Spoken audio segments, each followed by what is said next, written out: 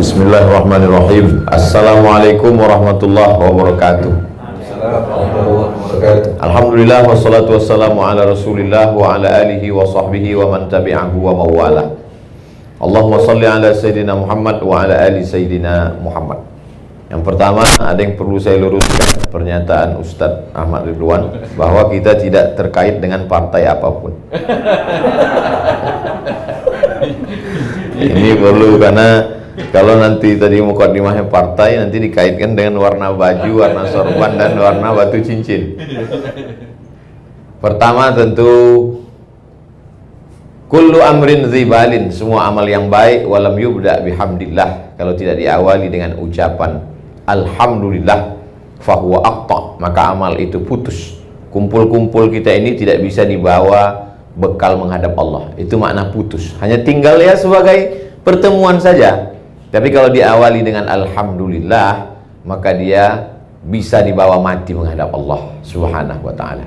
Mudah-mudahan pertemuan kita ini bisa dijadikan bekal untuk menghadap Allah Subhanahu wa ta'ala.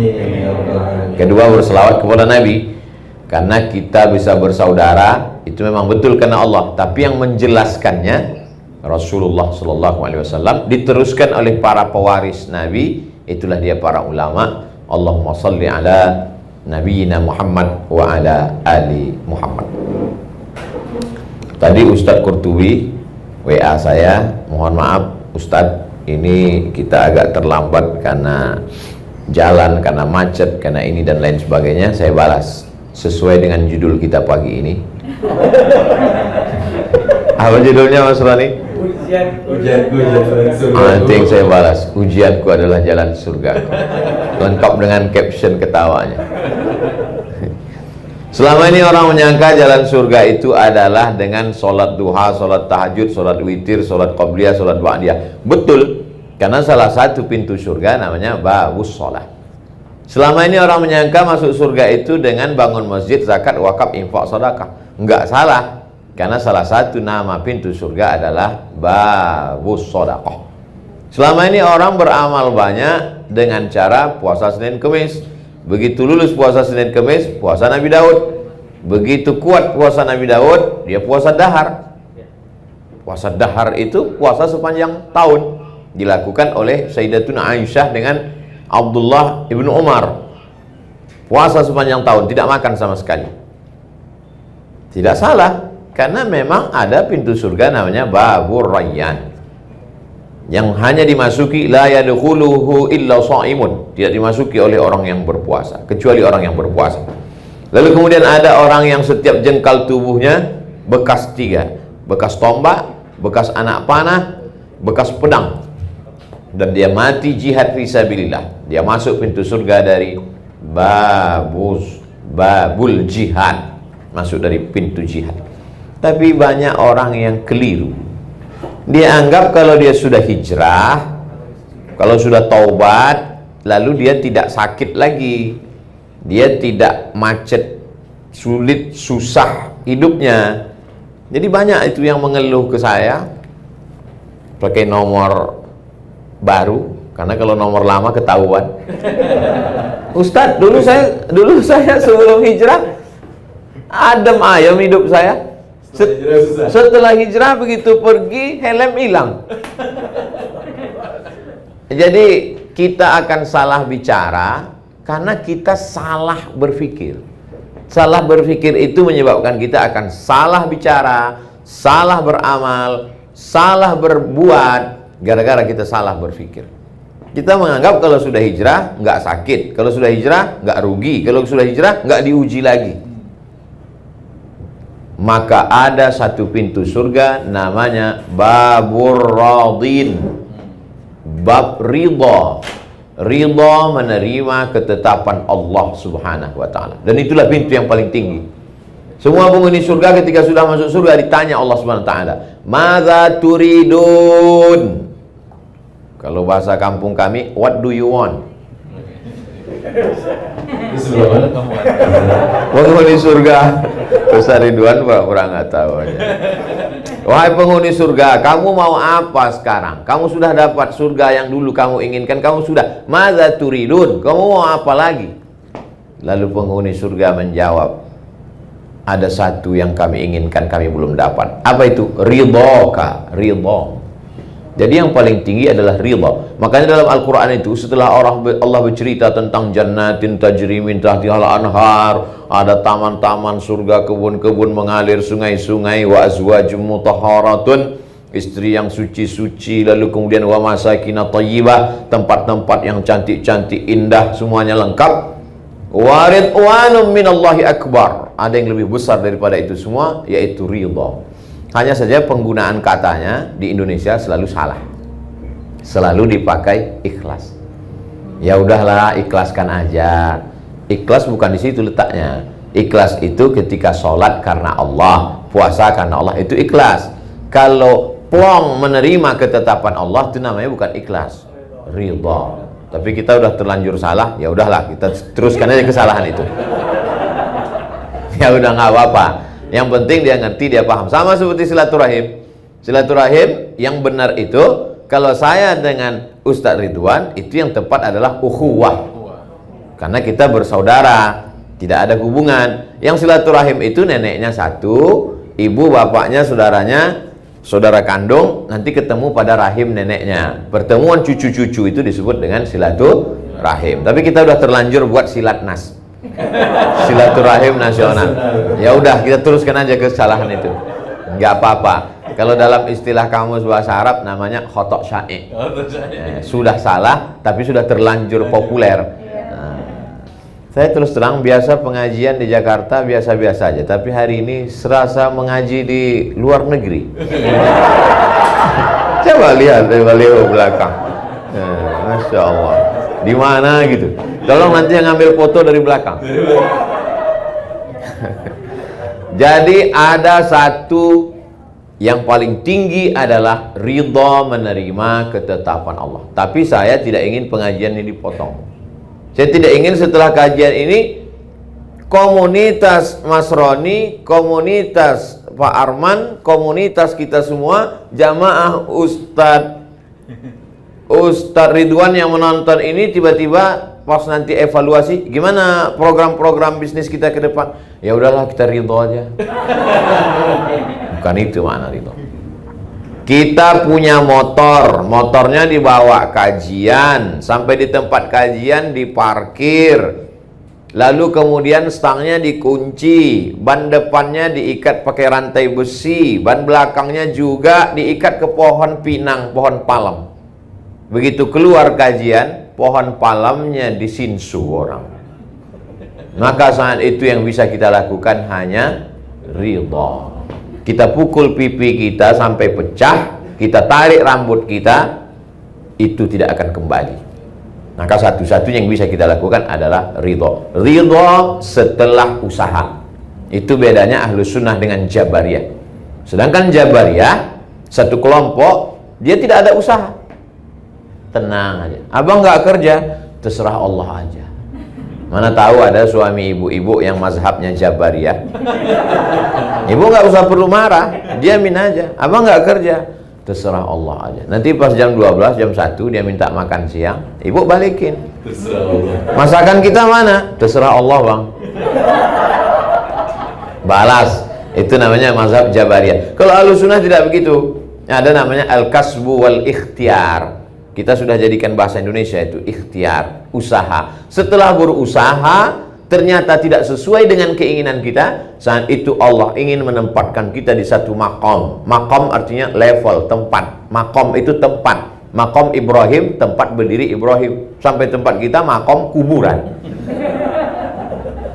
Maqaman mahmuda. Kalau kamu tahajud di waktu malam, asa ayyab'asaka rabbuka maqaman mahmuda. Allah akan tempatkan engkau di tempat yang terpuji. Maqam artinya tempat. Level kita tinggi, namanya maqam ridha, menerima ketetapan Allah Subhanahu wa ta'ala. Sebetulnya nabi-nabi itu ditempatkan Allah di atas maqam ridha. Coba lihat Nabi Ibrahim alaihissalam. Diuji menghadapi ayah kandung Azar. Kalau menghadapi Abu Lahab, Abu Jahal, dan abu-abu lainnya, tak perlu disebut, nanti makin populer. itu biasa. Tapi menghadapi Abi Kalau menghadapi Abu biasa. Beda. Tapi kalau menghadapi Abi, bapakku sendiri, maka itu makamnya tinggi. Dan Ibrahim ridho menerima itu. Apakah ridhonya dia menerima makam Abi itu lalu dia berhenti berdakwah? Tidak. Ibrahim tidak berhenti berdakwah. La illam tantahi, kalau kau tidak berhenti mendakwahi aku hai Ibrahim, la arjumannaka, ku lempar kau pakai batu sampai mati. Wahjurni maliya, tinggalkan aku untuk waktu yang lama. Apa jawab Ibrahim? Salamun alaika, selamat untukmu wahai ayah.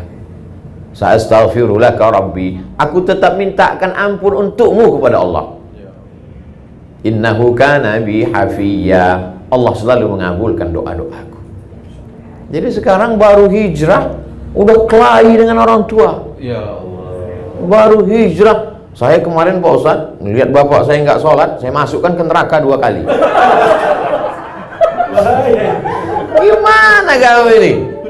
Al-adab fawqal ilmi, adab di atas ilmu. Mungkin bahasanya bahasa kamu, tapi yang menyampaikan Ustadz Ridwan. Apa salahnya video Ustadz Ridwan yang disampaikan? Bapak-bapak, ibu, saudara sekalian, kita boleh kaya hari ini, tapi kalau kita mati semuanya tinggal. Yang kita bawa adalah sholat. Inna awala muhasabu fil abdu yaumal qiyamati sholatuhu. Yang pertama kali dihisab adalah sholatnya. Ya, ini ada video dari Ustadz Ridwan. Begitu agak kurang keras, baru video Ustadz Somad.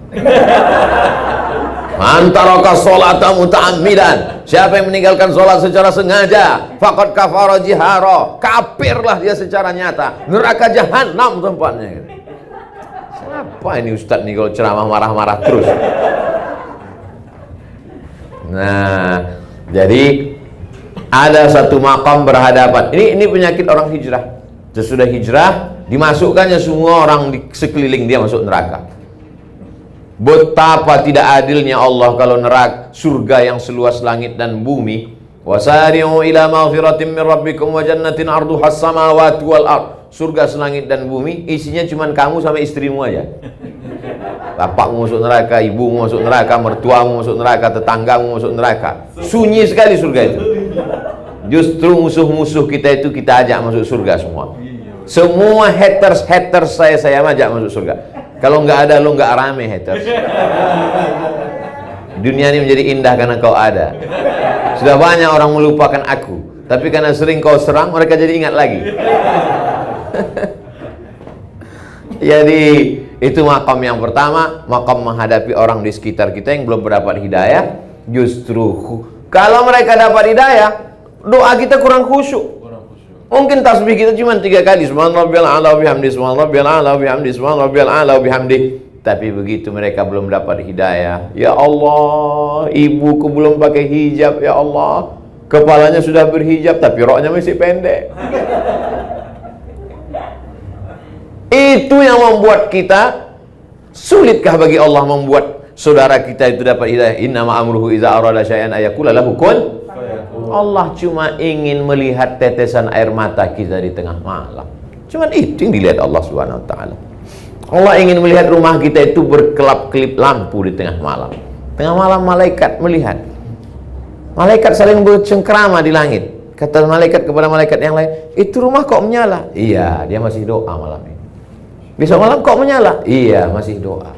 "Kok nggak nyala lagi?" "Udah dapat." Jadi kedua lagi dia.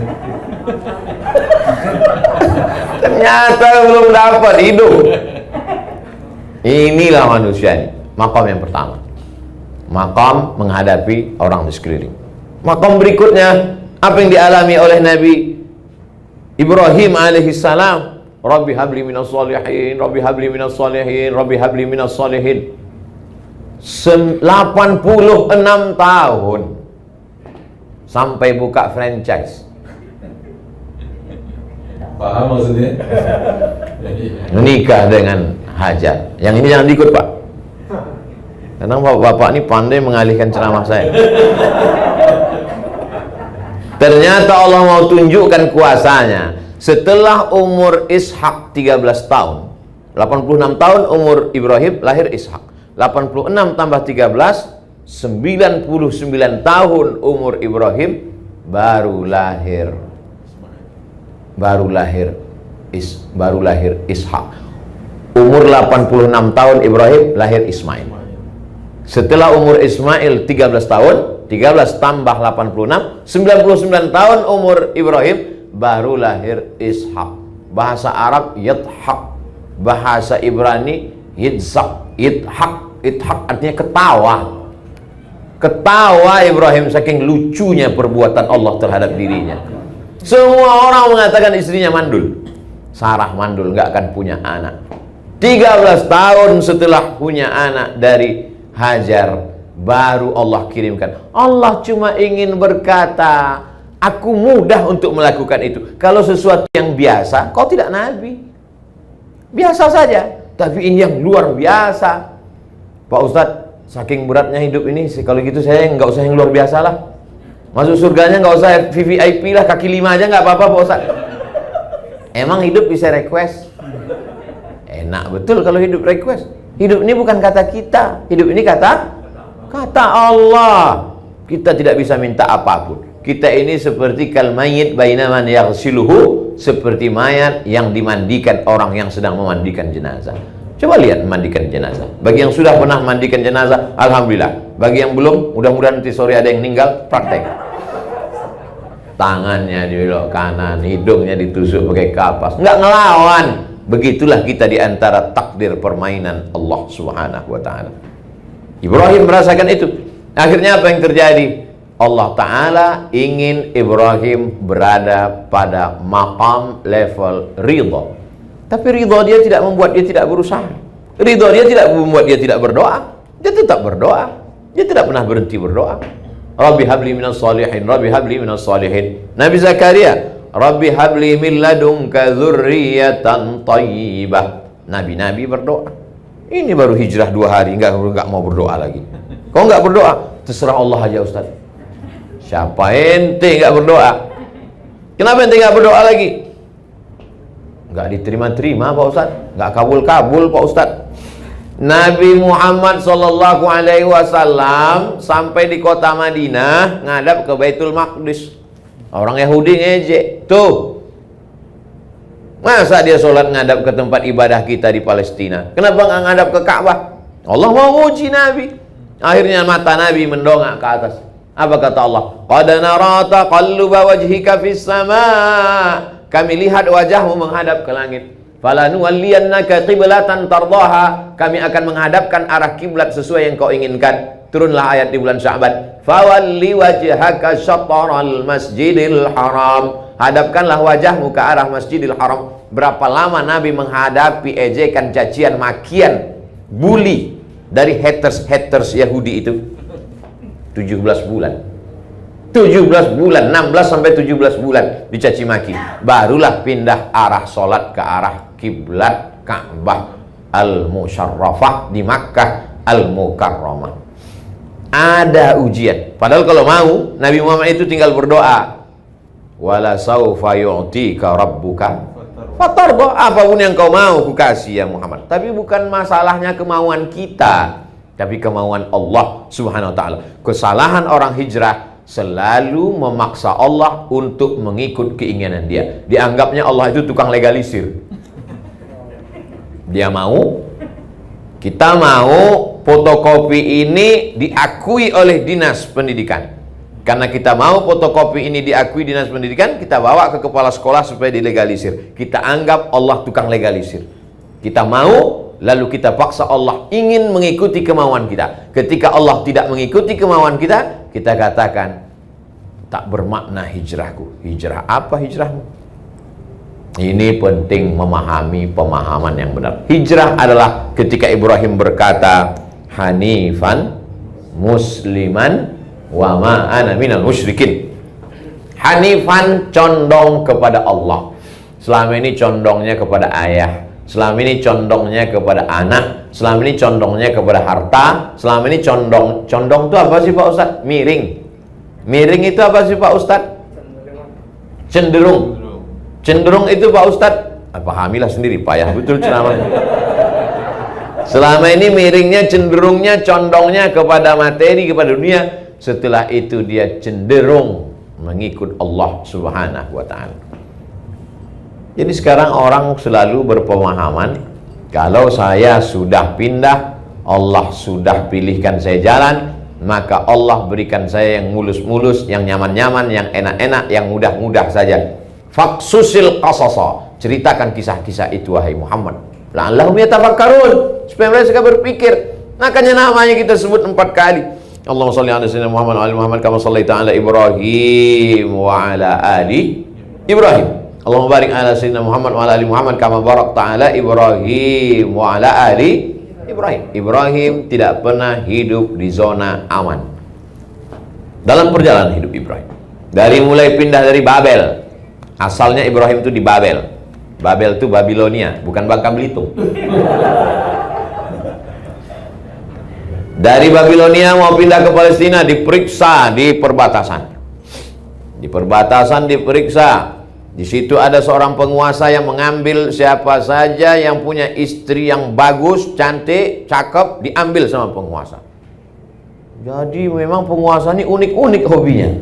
Dia anak gadis nggak mau, bini orang aja yang mau diambil. Maka ketika Ibrahim pindah lewat di situ, pas ditanya Nabi Ibrahim, ini perempuan ini siapa? Kata Nabi Ibrahim menjawab, ukhti, my sister. Ini saudari saya. Setelah lewat pemeriksaan, Sarah komplain. Aku kan istrimu, kata Sarah. Kenapa kau bilang aku saudarimu? Ukhti fil iman, saudaraku seiman. Karena kalau aku jawab istriku itu penguasanya jahat, nanti kau diambilnya. Ini menjadi jawaban bagi ibu-ibu. Mana tahu kebaca HP bapak, atau pas lagi jalan di mall, ini siapa? Ini saudari saya. Gak ada bocoran dulu. Saudara yang dimuliakan Allah Subhanahu wa taala, ada maqam. Apa tujuan Ustadz bercerita tentang Nabi Ibrahim? Supaya ketika kita menyebut nama Ibrahim, kita tahu bahwa Ibrahim tidak pernah berada pada zona nyaman. Berhadapan dengan ayah kandung, lulus. Berhadapan dengan orang, ring 1 lulus, sekarang ring 2, masyarakat sekitar, penyembah berhala. Masuk Nabi Ibrahim alaihissalam ke dalam, dia ambil itu kampak, dia hancurkan berhala-berhala yang kecil. Begitu mereka pulang dari kebun sore, mereka lihat hancur semua, mereka sudah tahu ini pasti Ibrahim yang melakukan. Ini pasti Ibrahim punya kerja. Walaupun waktu itu belum ada CCTV. Mereka sudah tahu nih Ibrahim. Mereka tangkap Ibrahim, mereka tanya, a'anta fa'alta hadza bi alihatina ya Ibrahim. Saya biasanya kalau lewat makanan hilang konsentrasi. Kecuali di pengajian ini. Karena sudah dibuat kenyang duluan. Nah, ini pelajaran juga untuk majelis yang lain, makan dulu baru ngaji. Jadi fokus. Jadi kita lebih fokus, Ustaz. Luar biasa pengajian Nasrani. Luar biasa. Iya. A'anta fa'al, datang semua ayat-ayat. A'anta fa'alta hadza bi alihatina ya Ibrahim? Engkaukah yang melakukan ini terhadap Tuhan-Tuhan kami wahai Ibrahim? Ibrahim dengan tenang menjawab, bal fa'alahu kabiruhum hadza. Yang melakukan ini bukan aku, tapi berhala yang paling besar. Dia ambil itu kampak, dia gantungkan di leher berhala yang besar. Yang melakukan bukan aku. Terus siapa? Itu yang paling besar. Nabi Ibrahim sedang mengajak orang untuk berpikir secara rasional. Tapi biasanya orang, kalau dia kalah secara otot, salah secara otak, dia akan main otot. Kalah dengan argumentasi otak, maka dia mainkan otot. Akhirnya ditangkap Nabi Ibrahim. Mereka kumpulkan semua kayu-kayu, mereka akan bakar. Apa kata penguasa? Harriquhu, bakar dia. Bakar Nabi Ibrahim. Lalu kemudian di situ mukjizat baru datang. Mukjizat datang di akhir cerita. Sama kayak film India. Polisi selalu datang di akhir. Di akhir itu baru terjadi mukjizat. Apa kata Allah? Ya nar, wahai api, kuni, jadilah engkau bardan, sejuk. Api yang tabiatnya membakar, panas, menjadi sejuk. Bardan wasalaman ala Ibrahim. Andai tidak ada kata salam, sudah mati Nabi Ibrahim kedinginan. Betul. Andai Allah hanya berkata, kuni bardan, wahai api, jadilah engkau dingin, mati Nabi Ibrahim kedinginan. Ditutup Allah dengan salam. salam sampai ke Pulau Jawa jadi selamat. Itulah makanya. Apa acaranya? Selamatan. Dan bahkan kabarnya yang naik ke bulan itu pun Neil Armstrong dengan selamat. Hebat, ada orang Jawa Ustaz. Akhirnya selamatlah dia. Maka Allah ingin menempatkan Nabi Ibrahim, dia berhadapan dengan lingkungan sekitarnya juga selamat. Berhadapan dengan orang tua, ring satu, selamat, ridho. Berhadapan dengan lingkungan sekitar, selamat. Berhadapan dengan dirinya sendiri, bagaimana dia tidak punya anak, selamat. Berhadapan dengan apapun, dan ternyata setelah punya anak, ujian tidak selesai. Ujian tidak pernah selesai. Ustadz, kenapa ujian saya ini nggak selesai? Saya belum menikah Pak Ustadz. Ya, kita doakan ya, akhirnya menikah. Setelah menikah muncul pertanyaan. Orang tetangga saya sudah risau nih Pak Ustadz. Mereka nanya, kapan punya anak? Hidup ini tidak pernah selesai dari pertanyaan. Kalau saya mati selesai nggak Pak Ustadz? Masih ada pertanyaan yang lahat. Selesai itu nanti di surga. Jadi kalau ada orang berkata, saya sudah hijrah Pak Ustadz, kenapa masalah hidup nggak selesai? Kau mau cepat selesai? Biar ku selesaikan ini. Hidup ini tidak pernah selesai. Habis mati masih ada pertanyaan mungkar nakir. Habis itu masih ada azab kubur. Habis itu masih menunggu tiupan sangkakala bangkit tegak di padang mahsyar. Habis itu masih ada titian siratal mustaqim, timbangan amal, pemberian kitab. Nanti ketika masuk ke dalam surga, bertetangga saya dengan Ustadz Ridwan, disambut oleh malaikat Ridwan. Kata malaikat Ridwan, siapa? Abdul Somad. Siapa? Ridwan. Podo. Nah. Malaikat Ridwan orang Jawa. Jadi betapa kita ini selalu berprasangka menurut prasangka kita, dan kita ajak Allah untuk mengikut prasangka kita. Tidak begitu. Kita yang mesti ikut Allah. Makanya subuh tadi kita katakan raditu billah. Aku yang ridho menerima engkau ya Allah. Setelah aku ridho, aku berharap engkau juga ridho menerima aku. La ini jitama'atil ummatu, berkumpul semua umat di dunia ini, ala ayyadurruka bisyai'in, untuk memudaratkanmu. Berkumpul semua orang di dunia ini untuk mematikanmu. La yadurruka, mereka tidak akan mampu memudaratkanmu illa qad kataballahu alaik, kecuali sudah ditetapkan Allah Subhanahu wa taala. Berkumpul ikatan dukun internasional. Dari mulai David Copperfield sampai semua-semuanya yang lokal. Saya tidak sebutkan nama-nama yang lokal, saya takut mereka semuanya aliansi dukun se-Indonesia melaporkan saya ke Mabes. Saya mulai agak hati-hati ceramah sekarang. Berkumpul semua dukun-dukun santet untuk menyantet Abdul Somad. Kalau tidak, kata Allah, apakah akan terjadi? Tidak.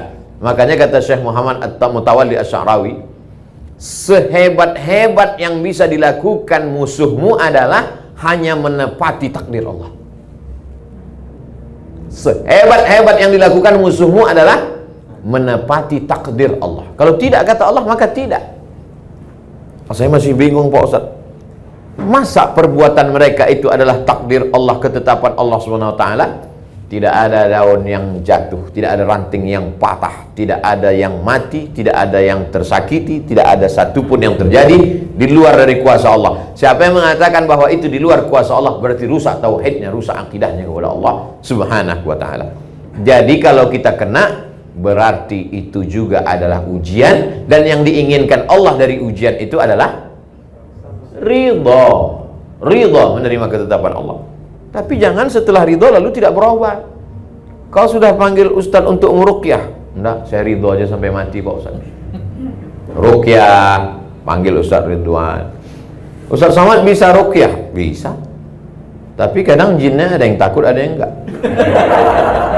Saya sedang jalan. Pas lagi saya sedang jalan, saya waktu itu jadi dewan juri musabaqah tilawatil Quran. Pagi-pagi saya jalan, dipanggil sama qori, salah satu qori dari balik jendela. Ustaz Somad, ada apa? Saya bilang, ada qori'ah kerasukan setan. Saya mau pergi. Saya kan nggak pernah meruqyah karena saya ceramah. mau pergi, cuman gengsi, masa LCMA pergi meninggalkan. Ada apa, saya bilang? Ini, saya lihat dia ruqyah, diambilnya botol, dia bacakan. Allahu la ilaha illa huwal hayyul qayyum la ta'khudhuhu sinatun wa la naum. Perempuan itu matanya melotot, ketawa cekikikan. Saya ambil air itu, saya baca kuat ke telinganya sebelah kanan. Laki-laki 2, perempuan 1. Allahu la ilaha, kuat-kuat suara saya. Begitu selesai saya bacakan, sehat dia. Entah karena ayat itu atau karena dia terkejut, Allah maaf. Tapi sejak itu saya tak pernah lagi meruqyah. Setiap ada orang minta ruqyah kerasukan setan, rumahnya diganggu, warungnya dikerjain, selalu saya serahkan ke sahabat-sahabat saya. Di antaranya yang menulis buku ensiklopedia ruqyah jin setan, namanya Ustadz Musdar Bustamam LC, orang Medan, tapi selalu juga ke Jakarta. Bisa tulis di Google Musdar, itu sekaligus endorse.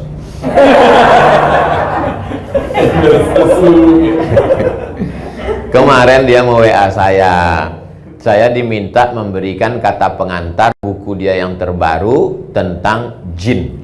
Saya bilang saya sudah beberapa kali mengendorse buku antum. Supaya buku ini lebih menarik, bagusnya minta endorse sama jin Ifrit. Tapi dia tetap minta juga. Tadi dalam perjalanan dari airport kemari, saya sempat tuliskan endorse. Saya tulis di situ cerita panjang bahwa dulu ketika tinggal di Kairo, dia tinggal di asrama, ada isu salah seorang anak Indonesia bisa memperlihatkan tuyul. Ada anak Indonesia bisa memperlihatkan tuyul. Korbannya sudah 17 orang. Ternyata prank. Jadi si Anu ini ustadz juga sekarang, cuman saya nggak sebutkan namanya untuk menjaga nama baiknya. Jadi diisukan dia bisa memperlihatkan tuyul. Siapa yang masuk ke kamar dia bisa ngelihat tuyul. Kalau masuk ke kamar dia, dimatikan lampu, dihidupkannya lilin. Bawa piring. Lalu piring itu diletakkan di atas lilin. Setelah itu piringnya dibalik, dibacakannya mantra-mantra, lalu diusapkan ke muka. Alhamdulillahirabbil alamin. Setelah itu dihidupkan lampu. Tuk, mana tuyulnya? Ah, tengok ke kaca. Kan hitam kan? Kan tadi piringnya diletakkan di lilin. Kan hitam. Setelah itu alhamdulillahirabbil alamin, habis itu hidupkan lampu. Mana tuyulnya? Ah, kau tengoklah ke kaca. Ah, itulah tuyulnya. Korban yang pertama tidak mau bercerita sebelum dapat korban berikutnya. Akhirnya korbannya 17 orang. Dan 17 orang itu ada datanya. Ustadz-ustadz besar sekarang. Tentu tidak kita sebutkan korban-korban. Dan ada pula korbannya itu mahasiswa Afrika. Mahasiswa Afrika agak sulit sedikit, karena ketika dilihat nggak berpengaruh warna arang itu. Saya cuma ingin mau menceritakan bahwa kalau sudah cerita masalah jin, tuyul, nyi blorong, sundil bolong, santet, sulit orang untuk tidak percaya. Itu ada. Kalau tidak ada yang namanya santet itu, tidak akan mungkin dalam Quran ada satu surat namanya surat Al-Falaq. Qul a'udzu birabbil falaq min syarri ma khalaq wa min syarri ghasiqin idza waqab wa min syarri naffatsati fil 'uqad. Naffasat, nafasa, meniup-niup dengan sedikit air liur. Nafasa yang fusu fil 'uqad, pada simpulan tali. Perempuan yang suka meniup-niup pada simpulan tali. Jadi kalau dia benci sama ibu, sama bapak, diambil rambut ibu, rambut bapak, lalu diikat di simpulan tali, lalu di simpulan tali itu ditiup-tiup. Kenapa disebut perempuan? Karena memang biasanya tukang sihir itu perempuan. Makanya ada istilah nenek sihir, nggak laki-laki, perempuan. Yang banyak tukang sihir laki-laki dalam film Harry Potter. Ada laki-laki, tapi umumnya perempuan tukang sihir. Sihir itu ada, tapi kita diajarkan untuk melindungi diri. Makanya baca maksurat, diambil dari kata asar, Doa-doa berdasarkan Quran dan Sunnah, baca habis subuh, baca habis maghrib, pembuka hari pagi, pembuka malam habis maghrib. Nggak bisa habis maghrib, habis isya. Nggak bisa habis isya, mau tidur malam, Al-Fatihah sekali, Qul huwallah 3 kali, Qul a'udzu falaq sekali, Qul binnas sekali, ayat kursi sekali, tiup telapak tangan. Itu maksurat yang paling pendek. Yang paling panjang, baca buku maksurat, tiupkan telapak tangan, hembuskan ke wajah, ke kepala. Tanam di rumah pohon sidir. Beli pohon sidir, pohon bidara, sidir. Pohon sidir ditanam. Ustaz ada tanam? Ada. Kalau terjadi sesuatu, ambil 7 helai, ditumbuk pakai batu atau digosok, dimasukkan ke air, dibacakan ayat-ayat ruqyah, ditiupkan, disiramkan. Ini semua itu menunjukkan bahwa gangguan jin, setan, hantu ada. Lain padang, lain belalang, lain lubuk, lain ikannya, lain tempat, lain namanya. Di sini lain namanya, di sana lain namanya. Kalau yang tinggi besar, begu ganjang namanya. Kalau yang pendek, tuyul. Kalau yang nggak bisa jalan, suster ngesot. Itu semua jin, hantu, setan. Kalau tidak ada santet itu, tidak akan mungkin ada. Orang barat yang tidak percaya kepada dunia magic pun percaya. Buktinya ada black magic. Black magic bukan berarti ada white magic. Itu menunjukkan bahwa sihir ada. Dan kita disuruh minta perlindungan Allah SWT. Mungkin doa kita sama, tapi hati kita tak sama. Hati kita kotor. Maka minta perlindungan dari para ustadz. Minta nomor-nomor dari Ustadz Ridwan, siapa yang spesialisasi di bidang ruqyah, di bidang doa. Kalau ada sahabat yang sakit, apakah Nabi itu semuanya hanya bekal ruqyah doa saja? Tidak. Nabi menyuruh sahabat berdoa kepada Haris bin Kaldah. Haris bin Kaldah itu adalah seorang alumni dari Jandi Sabur Persia. Siapa dia? Dokter. Jadi kalau hari ini ada orang tidak mau berobat ke dokter, kamu nggak ke dokter? Nggak Pak Ustaz, bid'ah wa kullu bid'atin dhalalah. Berobat ke dokter. Nabi juga menganjurkan obat herbal.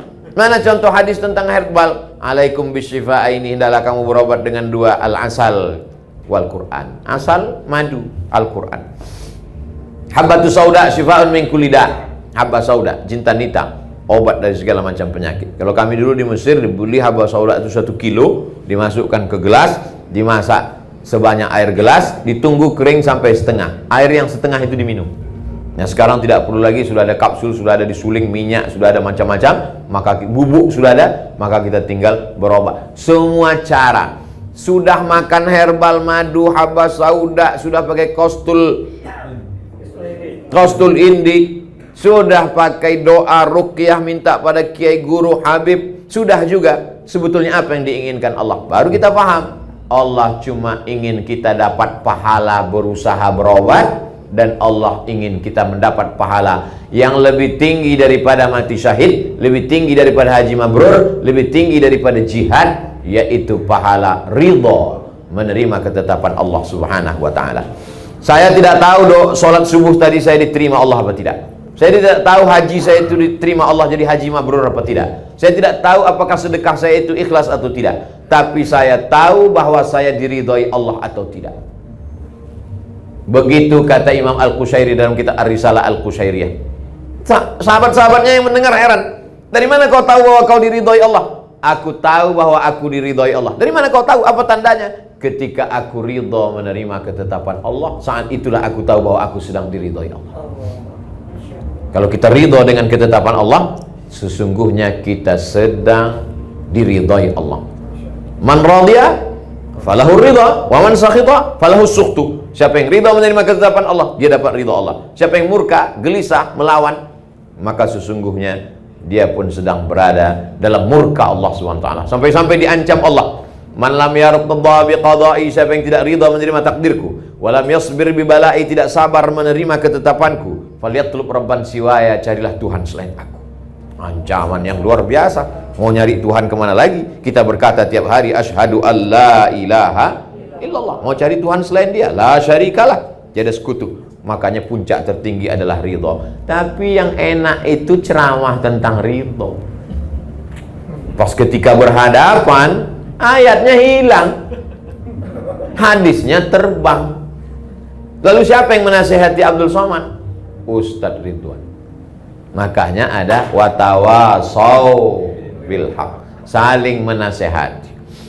Saya juga punya perjalanan hidup yang luar biasa, macam-macam yang saya hadapi. Sebagiannya terekspos Bapak Ibu baca ikuti, sebagiannya saya rasakan sendiri. Mengadunya kemana? Kepada Allah Subhanahu wa ta'ala. Kalau sudah tidak ada lagi manusia ini yang bersedia untuk mendengar kita, berbisiklah ke tanah, makhluk langit akan mengaminkan doa-doa. Bukan dapat saya dari hadis, dari grup WhatsApp. Berbisiklah ke tanah supaya makhluk-makhluk langit mengaminkan doa-doa. Yastaghfir lahu man fis samawati wal ard. Ada makhluk langit yang memintakan ampunan kepada engkau, kepada Allah untuk engkau. Dan begitu juga dengan makhluk bumi. Untuk siapa? Untuk orang yang ridha, kemudian ridhonya itu menjadi inspirasi dan dia mengajarkan kebaikan buat orang banyak. Tapi saya sejujurnya Mas Roni, untuk ceramah tentang bagaimana umat ke depan, bagaimana politik Islam, itu saya lebih suka daripada diajak ceramah tentang ridho. Karena biasanya ujiannya cash and carry. Berat. Ujiannya biasanya datang. Apa yang kita omongkan itu langsung datang. Makanya tadi begitu Ustadz Qurtubi bilang ujiannya, ceramahnya Ustadz tentang temanya tentang ujianku jalan ke surga. Ini nampaknya udah betul. Lambat sampai. Tapi kalau saya katakan ujian Ustadz Somad ke tempat acara ini adalah macet, ujian kami lebih besar Pak Ustadz. Kenapa? Nunggu Ustadz sampai jam 11. Dalam undangan jam 9. Ustadz datang jam 11. Lebih hebat ujian kami. Saya tahu dari tatapan mata Bapak Ibu sekalian. Ujian Bapak Ibu sungguh berat dalam hidup ini. Jadi yang meringankan itu apa? Yang meringankan itu adalah pertama, pemahaman kita tentang kehendak Allah. Kita tidak ketemu dengan Allah. Allah menceritakan kehendaknya dalam Quran melalui Nabi Muhammad SAW. Dijelaskan oleh para ulama. Maka kalau mau ringan hidup ini adalah ngaji. Ustadz masih ngaji? Saya ngaji. Saya ngaji dengan Ustadz Adi Hidayat. Saya ngaji dengan Ustadz Ridwan. Tapi Ustadz nggak pernah ketemu dengan kami. Saya online. Saya tonton mereka di Instagram. Saya tonton mereka di YouTube, sahabat-sahabat saya, guru-guru saya. Maka saya selalu berkata, mereka adalah sahabat saya dan guru-guru saya. Lalu kemudian setelah kita ngaji, jangan lupa kita berinteraksi sosial. Ketemu dengan orang itu nggak sama ketemu orang di YouTube. Nggak sama. Mata adalah jendela jiwa. Ketemu, bermusafahah, sekarang nggak bisa salaman, ngobrol. Manusia itu ada ruhnya. Saya ketemu dengan Pak Arman, ketemu dengan Mas Roni, ketemu dengan Ustadz Ridwan, ketemu dengan sahabat-sahabat saya, itu beda. Ada membangkitkan semangat. Nggak sama ketemu dengan transformer. Ada roh. Al-arwah junudun mujannadah. Roh ini seperti pasukan bala tentara. Roh. Ketika ketemu, itu roh saling menguatkan. Apalagi ada roh itu yang kuat. Makanya orang sehat, orang sakit itu dijenguk di rumah sakit, di ruang ICU. Kenapa? Karena ketika dijenguk dia sehat. Saya datang menjenguk sahabat saya yang sakit. Begitu saya datang dia langsung duduk.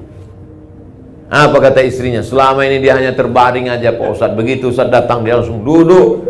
Pas saya keluar dia antarnya ke ruang tamu. Heran satu rumah, nggak pernah dia ke ruang tamu sudah sebulan terbaring. Bangkit semangat hidup. Makanya kita kalau menjenguk orang sakit nggak usah terlalu jujur. Ini orang sakit gimana? Nampaknya udah nggak sampai hari Jumat nih. Kamis sore udah selesai. Kita bangkitkan semangat. Ustadz Somad, iya Pak. Gimana menurut Ustadz saya ini? Kenapa Pak? Divonis dokter saya katanya meninggal. Dokter itu lebih dulu meninggal Pak. Allah Maha Kuasa. Bangkitkan semangat hidupnya. Maka ini penting. Hablum minallah dan hablum minannas. Bagaimana kita mau ketemu Allah? Bagaimana kita jumpa sama Allah? Bagaimana kita tahu kemauan Allah? Allah sudah ceritakan kemauannya dalam Quran dan Sunnah. Dijelaskan oleh Nabi Muhammad SAW. Nabi sudah meninggal. Al-ulama warasatul anbiya. Maka tadi saya nanya, pengajian komunitas ini masih ada Mas Roni? Masih Ustadz. Tapi karena kita pandemi nggak bisa. Online mesti dibuat. Ustadz kita. Maka ini semua. Karena kalau tidak, kita akan putus kontak dengan Allah Subhanahu wa Ta'ala. Setelah kita tahu kemauan Allah, maka jangan sampai putus kontak dengan Allah melalui zikir. Wa ana ma'ahu idza dzakarani. Aku selamanya bersama dia selama dia mengingat aku. Fadhkuruni adzkurkum. Sebutlah aku, ingatlah aku, maka aku pun akan mengingatmu, aku pun akan menyebutmu. Tadi sedang makan, masuk WA dari Sudan. Aku mimpi Ustadz sudah 3 kali dalam bulan ini. Laki-laki bukan perempuan. Perlu dipertegas kalau sekarang ini. Aku mimpi Ustadz sudah 3 kali dalam bulan ini. Nama dia beberapa hari ini kami sebut karena ada kawan yang mau daftar S3 ke Sudan. Namanya disebut di Pekanbaru, disebut di Jakarta, bahkan tadi sampai di airport masih saya sebut namanya. Maka connect, ternyata ruh orang beriman selalu. Kalau manusia saja disebut namanya, connect dan mimpi dia di sana, Allah Subhanahu wa taala yang lebih dekat. Kita sebut dia, minta kepada Allah, sujud memohon kepada Allah Subhanahu wa taala. Yang curhat kepada manusia, curhat kepada dia, direkamnya, dijadikan vlog, diuploadnya ke IG. Habis kita di komen orang. Curhat kepada dia hari ini sebagai kawan, besok dia berubah jadi lawan. Habis dibukakannya rahasia kita. Curhat kepada Allah Subhanahu wa taala. Curhat kepada Ustadz, boleh, Ustadz Ridwan, jangan ke saya. Itu menambah masalah saya aja. Saya mulai tadi jam 11 kurang 10, sekarang sudah jam 12 kurang 20. Itulah 50 menit kebersamaan kita. Puncaknya adalah Allah ingin kita masuk surga melalui satu pintu yang belum ditempuh oleh orang lain. Dari pintu sholat kita insya Allah akan masuk dari sana karena sholat kita. Amin. Masuk dari pintu sedekah kita akan masuk dari sana karena sedekah kita. Masuk dari pintu satu ini tak banyak orang yang bisa, dan Allah ingin kita masuk dari pintu itu, pintu ridha, menerima ketetapan Allah dengan tetap berusaha menurut Ahlus Sunnah wal Jamaah. Terima kasih. Selanjutnya saya kembalikan ke Al-Mukarram Ustadz Ridwan, Mas Roni. Wassalamualaikum warahmatullahi wabarakatuh.